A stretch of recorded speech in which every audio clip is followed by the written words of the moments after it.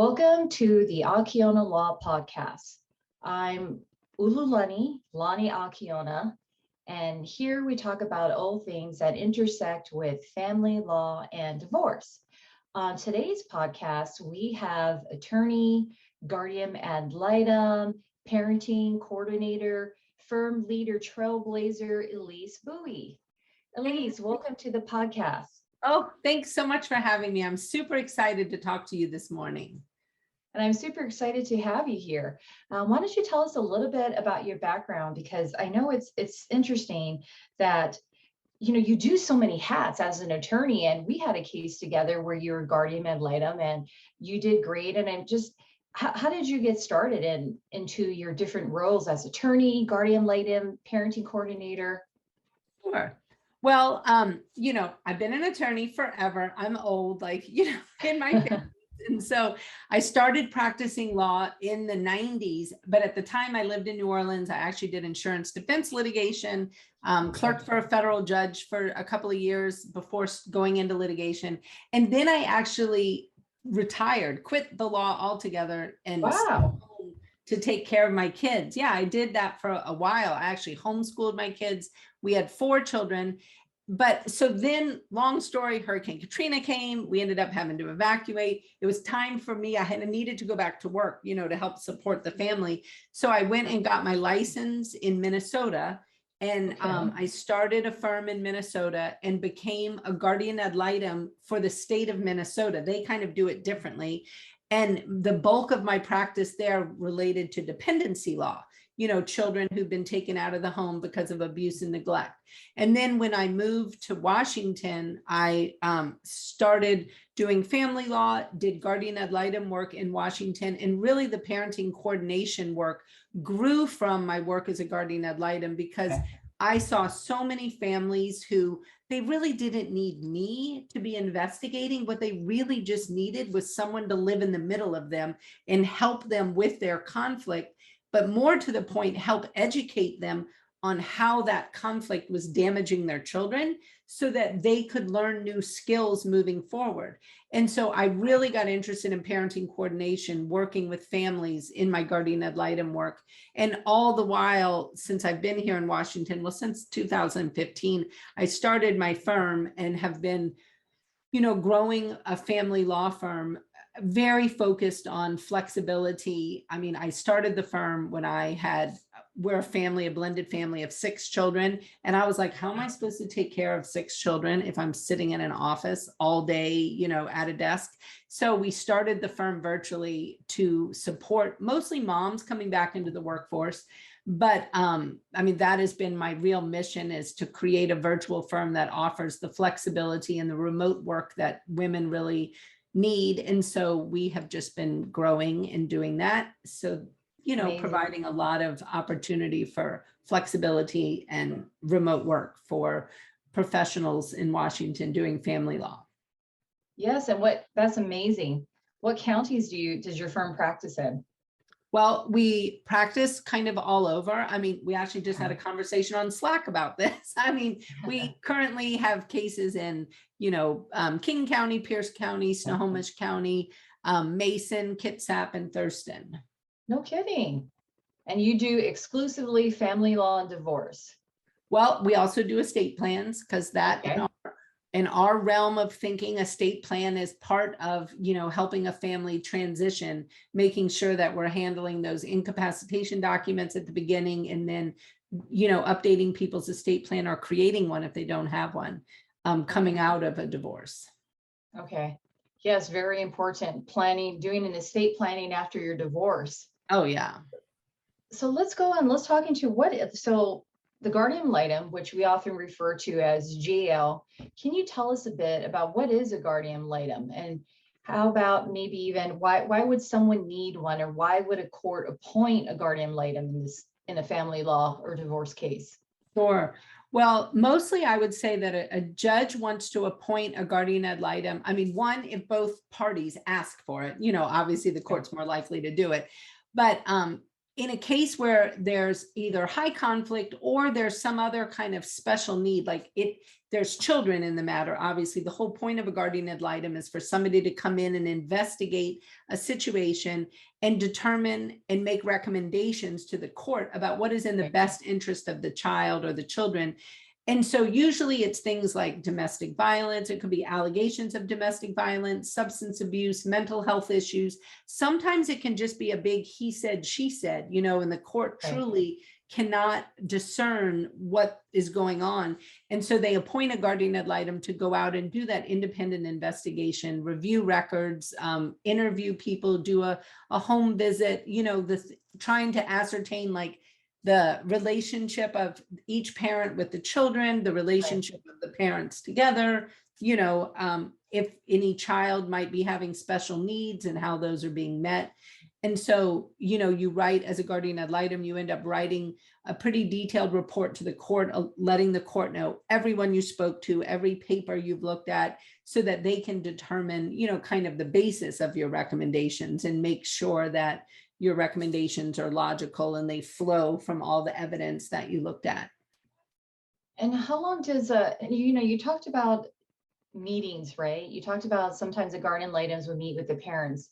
Is there a requisite, a certain number of meetings that the guardian litem is supposed to do with the parents?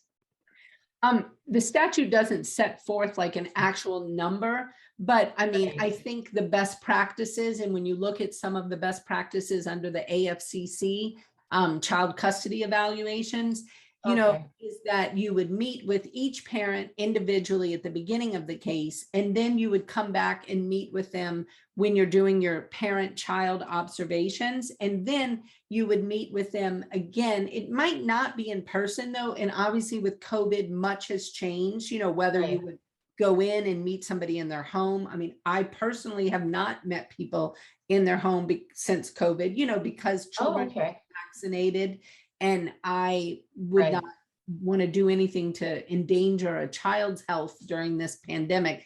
So, I mean, people, we've all worked out different things in handling it. Different people, I think, have had different comfort levels, and courts have actually stepped in and said certain things about what they thought was appropriate or not appropriate in certain cases. But I mean, I tend to have a pretty open door policy with the parents that I'm working with. Like, I let them know that if something comes up during the investigation and they need to contact me, for them to reach out, and that I'm happy to talk to them, because many things are evolving, as you know, in a family law case. Like, maybe when I met with them at the beginning, something might not have even been an issue, but now it is an issue.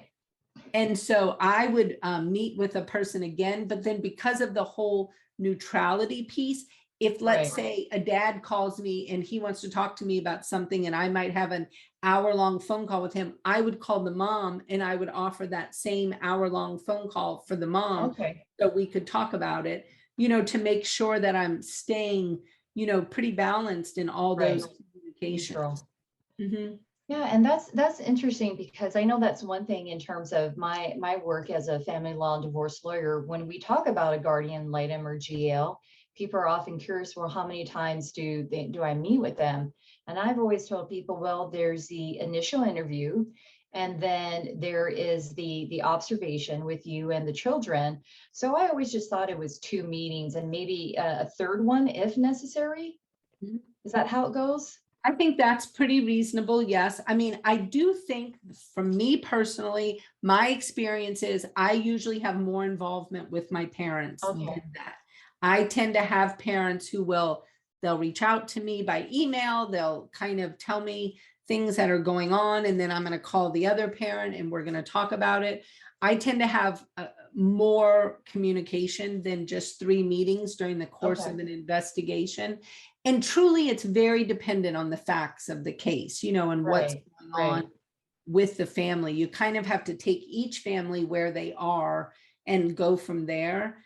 And I think, I mean, one of the things that I think is, I don't know if it's unique to me, or I look at guardian ad litem work not as like, let's look back and see everything that happened in the past and kind of write down all the negative things we can think about and show the court all this stuff. I try to look at what are the possibilities of these parents, like looking at the statute and looking at the best interest statute. Let's say if we're Right. looking at an initial divorce, try to look at what is their capability to do these things. And yes, you need to point out what has happened in the past for sure. Right. That's important for the court to know, but it's also important for the court to know, like, what is their capability moving forward. So I Right. think it's important for me to really get to know the parents and understand what their strengths are, because ideally we're writing a parenting plan that is working to their strengths so that we're really bringing Yeah. out the best interest of the children, because they then are having their parents at their best selves. And you mentioned the acronym AF, is it AFCC or AFFC? No, AFCC. And what does that stand for our listeners out there? American, what does it stand for? Association of Family and Conciliatory Courts. And it's an international organization of lawyers, judges, and mental health professionals, you know, that focus on all things family related. So, you know, they have a lot of, they have standards of parenting coordination, child custody evaluations. And so you're a member of AFCC? Yes. I'm trying to think. I don't know if I've renewed my membership in the last 30 days, but sorry. I have been a member for years. I was the president of the Washington chapter. Oh, were you really? Okay. Yeah. I've attended. I haven't attended any of their Zoom seminars, but I attended it back when we were in person, and oh my gosh, there's so much great information about dealing with how to help people in the court system and families and such. It's a fabulous resource too, and I'm glad that's out there. Oh, I think it's by far the best resource for family law practitioners, and especially for family law practitioners that don't have a lot of expertise in child development and things related to children and parenting plans, because I think the AFCC just truly is, I mean, the best organization bringing together both that mental health piece as well as the professionals. Exactly. That's it on the nail. The mental health and then the law side, they just blend it and enmesh it together. So I wish there's a way that we could vet our GALs to see if they do AFCCs, because when they do, like oh, really? I should ask, huh? I would definitely. I mean, people ask me for a CV all the time. And so on that CV, you know, I mean, obviously I was president of the AFCC, so it's on there, but also, like, I mean, I've gone to every, you know, international and, you know, their big training every year for like, I mean, at least 7 years, and, you know, all the CLE. So a lot of those are listed. And that, I think, does help attorneys when they're looking for a GAL, so that you can kind of all know that at least what their training has been, and, you know, what their knowledge is of the social science research out there, which I think is really important, especially in those high conflict cases like the resist refuse cases. Yeah, and the high conflict cases, especially when they're talking about parental alienation and such. I just remember I went to one and it was talking about parental alienation, and just to kind of go in and dive into it, and it just was so eye-opening for me as a family law practitioner to get, you know, that nuts and bolts of it. Definitely. Well, and interestingly, I mean, parental alienation is really not a term that the AFCC likes to use. You know, there's a lot of drama around the past social science related to that. But I mean, you know, we think of it as resist refuse dynamics and how that plays into high conflict cases, but also how it is also a part of domestic violence cases sometimes, and what that can look like. I mean, there's so much out there, and the AFCC just does a great job of bringing it all together and providing, you know, really evidence-based research on these issues, which I think is very important for a court when they're looking at, you know, what is the best interest of these children, you know, and how do we craft a parenting plan that makes sense for these children? Yes, definitely. You know, you touched upon how prior to the pandemic, everything was done in person, and now your interviews are via Zoom. Can you speak about that? Because how is it trying to do a parent-child observation meeting over Zoom? Yeah, well, again, it's going to depend on the child's age. I mean, it's been Okay. really interesting. For older children, there's, the observation part is not as critical as for younger children. In younger children, you're more looking at things like actual attachment, whether the parent is allowing the children to develop appropriately, like Right. using child-directed play versus parent-directed play and things like that. But like for a teenager, I mean, we all know like teenagers and parents, I mean, their interaction isn't necessarily going to show us much. I mean, Right. you know what I mean? Like a teen can Yeah. have a very positive relationship with their parent and still be snarly and silent. You know what I mean? Like that's just a teen. I have teenagers. There you go. So, teenage boys. yes, exactly.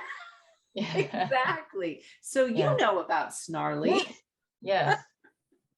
And so it's different. With a teen, I probably would spend just a brief time on Zoom. I'm thinking of one family I've recently dealt with, and we spent a brief time together on Zoom. They actually were eating dinner. And so it was kind of interesting to like be on Zoom as part of their dinner conversation. And then I just spent time really talking with the children on their own, and they like brought the Zoom. I mean, one child brought me all around the house and showed me everything. One brought me into their garage to show me where they had set up all their video games and they could play in there. One brought me into the room because he had built this whole like science thing. So, it's kind of different than with little children, but little children love the tour of the house by Zoom. They will literally bring the Zoom and show me the most hilarious things. And their parents are in the background just dying as the child like opens the bathroom cabinet, and is like showing me like, look at where our toilet paper is. Kids are hilarious. Oh my goodness. That is so cute. Yeah, that's the best part of my job is the kids, for sure. For sure, definitely. So, I mean, so that's so interesting when you're talking about, so you're joining people for Zoom dinner. So they just, I imagine just perch the camera or something on a countertop and then just, I guess they just forget that you're there. Well, sometimes they do. And then other times they'll like try to include me in their conversation and we'll, okay. Talk about things. And again, when it's teenagers, it's, like I'm not looking for that same thing I am for young children, but it helps just to see the child's comfort level, what's normal. Because obviously, as you know, a lot of times when a guardian ad litem gets involved, families kind of put on their best attitude. Right. And I try really hard to ward against that and help them understand that I'm just a regular person, just like them. I'm a mom. I deal with crazy kids. Like, I get it. I don't expect you to be this like, beaver cleaver, family where everything is perfect. Dinner's got, meat, potatoes, and vegetables. And I mean, and so it's helpful to have those more casual interactions because as children say the darndest things. So a lot of times you'll have an interaction and they'll be like, oh yeah, well, mom said we had to eat dinner in this room. We've never eaten in here in 12 years, but she said, because you were coming, this is what we're doing. Oh, that's hilarious. So, you know what I mean? You like get this. You're like, well, can we go eat wherever y'all normally eat? And let's forget the dining room.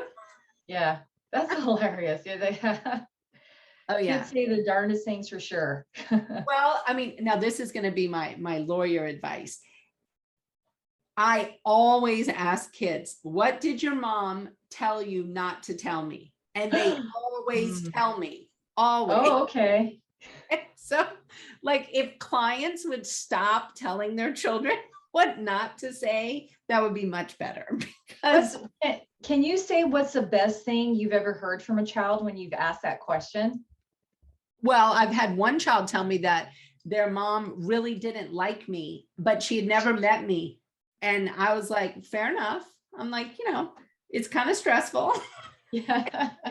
And I mean, kids tell me all the time, like, my mommy hates my dad's, new girlfriend, or my mommy thinks my dad's new girlfriend is fat. I mean, or just stuff like that. They'll say like just random. Yeah. They say a lot of random things. Yeah. And so, all right. So that's a good tip out there for the listeners. Don't tell your kids well not to tell the guardian ad litem, because they will tell the guardian ad litem. Exactly. Yeah, here's a question, because this comes up a lot, and I'm sure people are wondering about this. Because I get asked this all the time, right? Oh, so at what age does my kid get to pick who and where he wants to live with? And I'm like, well, in Washington, That would there's be no never. definitive age. And I was just at court yesterday, and I was on a relocation, and the father, which was the opposing party, well, first of all, he submitted a statement from the 10-year-old child, and I was just like I was of course furious, and I was trying to tell the court that he was engaging in abusive use of conflict, and to impose, it's called 191 restrictions for the listeners, where if you engage in abusive use of conflict by involving your children in the litigation, your time could be limited. And I was really disappointed. The commissioner just said, well, it's stricken. I don't pay any attention to it at all. And I was like, really? But just the fact. But so anyway, the whole point is dad wanted to have a guardian ad litem, because dad was saying if a guardian ad litem is appointed, then the guardian ad litem will see that my 10-year-old boy wants to live with me. And mind you, he's not the primary parent, right? And of course, I have my clients say, well, every time I talk to my child, he wants, when can I come back? When can I come back with you? So, my client is saying, well, he wants to come back and live with me, even though he's not going to see his dad every other weekend because of the distance. So my long-winded point of my question is, people think that by having a guardian ad litem, the guardian ad litem can tell you, the child can tell you, hey, Miss Elise Buie, I want to live with my dad, and these are the reasons why. But yet that's not necessarily true, right? Or is it? Well, I mean, like we talked about a minute ago, children will come out and say that for sure. I mean, Yeah. children will just come out and say things. And I have to tell you, the bulk of the time, children will say that they want to live with both parents. I mean, like what is happening in the case you just mentioned, that child probably tells his dad he wants to live with his dad, and he probably tells his mom he wants to live with his mom. Yeah. That is what is most common, is that, I mean, children want, a peaceful existence with both their parents in most situations. But when a child does come out and tell me that, I mean, I am going to report that to the court, that the child said that, and I would report to the court in what context the child said that. I would never ask the child that question. I think it's highly inappropriate under the laws of Washington. And I think it's highly inappropriate for a child's mental health to ever think that they should choose between their parents. Right. I mean, because that's just not appropriate in any way, shape, or form. And so, but children do come out and say things for sure of their own accord. Yeah. And I do think ethically, I'm obligated to let the court know, what is told to me by a child in that context. But I would give the court the context as well, so the court would kind of understand. Because I mean, sometimes these things come out and they're very adult-like sounding. A child might say, like, I would like to live with my father, and it's because he provides better nutrition for me. And you're like, yes. Like, did you just tell me that?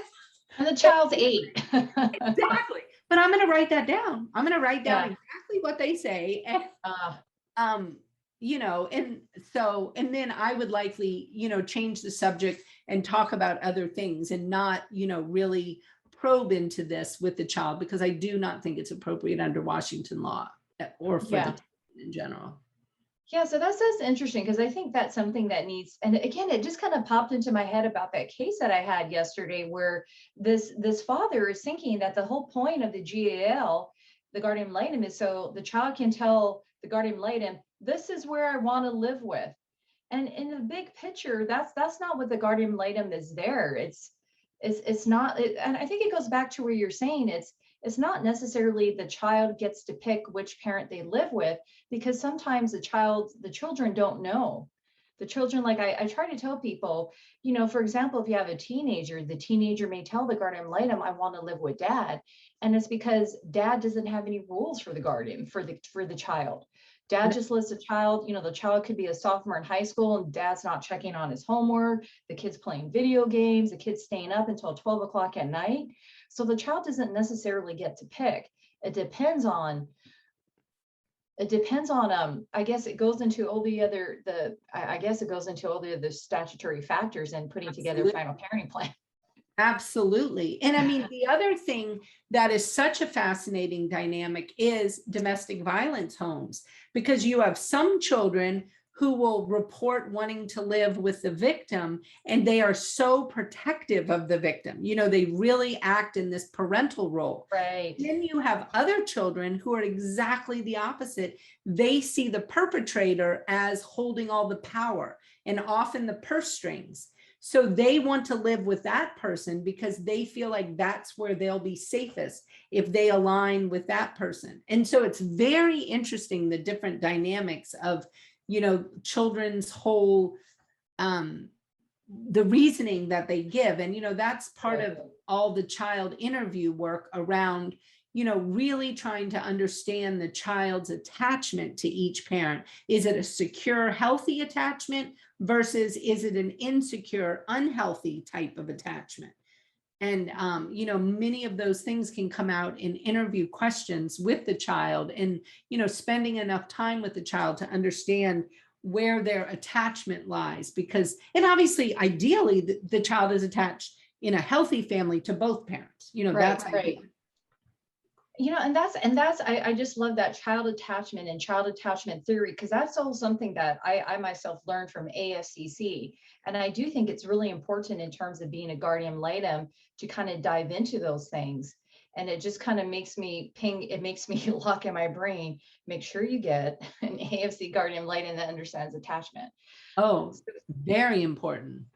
So just kind of, I mean, just moving, I just now I have another question in my head that goes into, okay, so if you have a child that has a healthy attachment, of course, to mom, and let's just say an insecure attachment to dad, so does that mean then that child should reside primarily with mom? And then does your report then like make suggestions or recommendations about how to foster a healthy relationship with the insecure parent? Absolutely. Assuming that that my investigation, at least in my mind, obviously the court decides everything. You know, anything final is the court's decision. I'm not the trier of fact. I just make recommendations. But if in my investigation, I find that a parent has an insecure attachment, but a capacity to learn and be coached, I'm going to absolutely provide support recommendations for services, resources, you know, therapy, maybe even family systems counseling, so that that parent can bolster their skills. Because obviously co-parenting is a skill-based, you know, activity. It's not something any one of us is inherently good at or bad at, you know, but I mean, you have to develop those muscles and those skills. And I mean, it is all the social science tells us that it is best for children to have healthy attachments with healthy parents, you know, and it's really just both. And it's just a good enough parent. Like, you don't have to be a perfect parent. And I joke all the time. I mean, I call it my macaroni and cheese versus organic broccoli. Like often I'll have a parent that is like so hung up on organic broccoli and that the child is getting bad food at the other house. And I'm like, is your child like on the weight chart, you know, growing at a good, you know, status? And they're like, well, yeah. And I'm like, well, then the few nights that they're eating Kraft mac and cheese, it's really not hurting them. Like, they're going to be okay. You can feed your organic broccoli at your house. They might have their mac and cheese over here, and it's going to be okay. You know, that's something me and my husband fight about. I'm like, the kids need vegetables. You didn't even make their vegetables. Right? They got to have, this is like their one chance. This is like, we do broccoli or carrots, and my husband and I have got into fights about it because I tend to do it and he doesn't do it. And I finally had to realize, you know what, if that's important to me, I just got to do it and just not worry if he doesn't do it. Okay, I have to show you. This is called fair play. You need to read this book, these are cards. It's a card game that comes with the book. That book is game changing for couples and families. Literally, you literally divvy up the chores and the things that are important to you to make sure that everything that's happening at home is evenly distributed. We can chat about that another day, but really I recommend, it's written by an attorney named Eve Rodsky called Fair Play. And it's so powerful because we do look at things differently. Do you know what I mean? Like vegetables are what's important to you.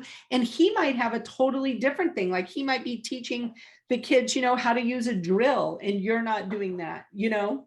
Oh God, no.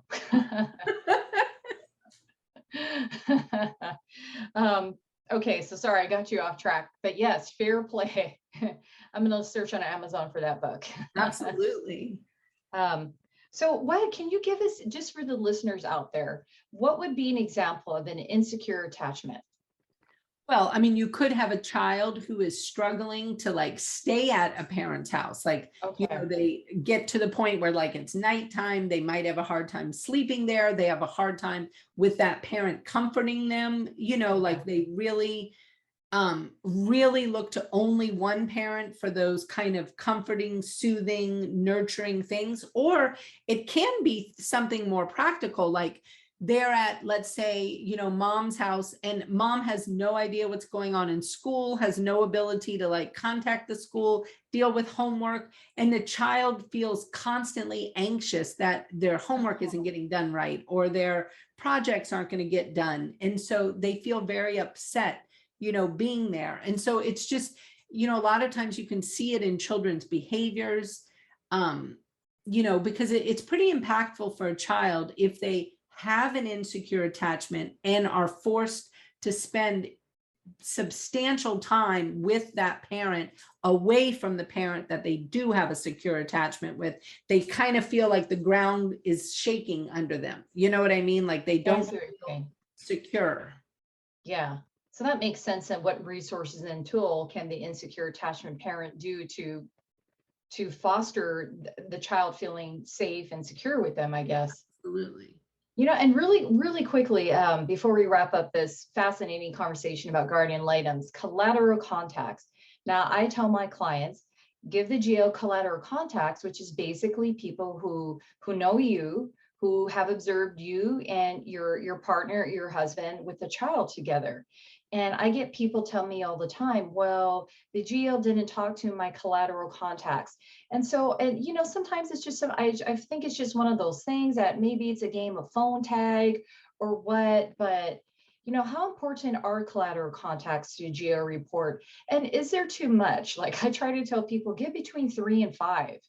Yeah. I mean, yes, there's too much. I think one time I was provided phone numbers for 1,000 people who were in some club. And I was like, not calling 1,000 people, but that's a different story. Again, we could talk about that separately. Whoa. But, yes, 3 is like, to me, great. I love 3. I always call the collateral contacts, and we have a policy. I mean, from my office, I mean, we call 3 times. There is no such thing as like, we just call and we don't get them. I mean, we make 3 very concerted efforts. Now, I'm not going to make 10 very concerted efforts. You know, that's kind of pushing it. But I'm going to make 3 very concerted efforts, and they're all going to be documented. So like, and a concerted effort would be a phone call, an email follow-up saying that we left a voicemail with a date and time proposed. And then if that doesn't work, here's 4 other dates and times that you can. So, I mean, we try really hard to make sure we contact them. I find collateral contacts to be a wealth of fascinating information. So they're just, I mean, they give you just good tidbits, and oftentimes they lead you to other things. So they might lead you to, I mean, I can think of a case where a collateral contact made a comment about both parents always walking around with a water bottle, and she thought both water bottles were filled with vodka. And each of them had made claims about drinking. And so that spurred me on to like go look at their grocery records and Costco records and things. And we found so much drinking. I mean, like, you know, 60 half gallons in a month. And I was like, so that's good information Wow. that I wouldn't have gotten. And Wow. so yeah, Eye-opening. you often get real, I mean, to be just kind of blunt, you get some truth bombs out of collateral. Truth bombs. Yeah. Yeah. Oh, that's amazing. Okay. And do you have any recommendations out there for people for collateral contacts? I feel like people rely on their parents a lot. And I kind of think you do get the truth bombs from parents. For sure. And I feel like it depends. I mean, for some people, they don't want to give me their parent. Like, okay. you know what I mean? But I mean, parents, in all likelihood, I'm going to interview in some context, probably, even if they don't give them as a collateral contact, I might reach out to a parent.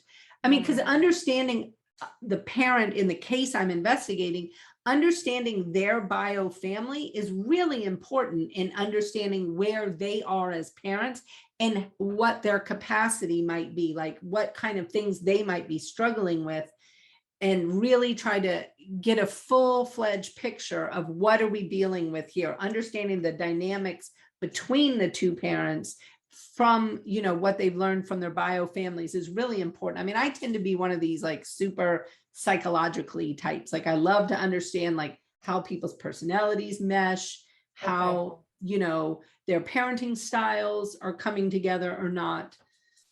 Okay. That allows you to offer more directed services and support so that they can get it right moving forward. I mean, my goal is not to like penalize or to call out people. My goal is to help them move forward in the best interest of their children as much as we can with both of their involvement, if that's healthy and appropriate. That makes sense. So who would you suggest then that people give you for collateral contacts for the listeners? I mean, I do think parents they can be helpful. I mean, I think somebody that really knows them. I mean, not somebody who's just going to tell me only good things, somebody who really knows them, like maybe their best friend for 20 years, who's going to be frank and say like, yes, this person has a problem with anger, but they're a great mom or they're a great dad. Like people who genuinely get to see their parenting is really helpful. Okay.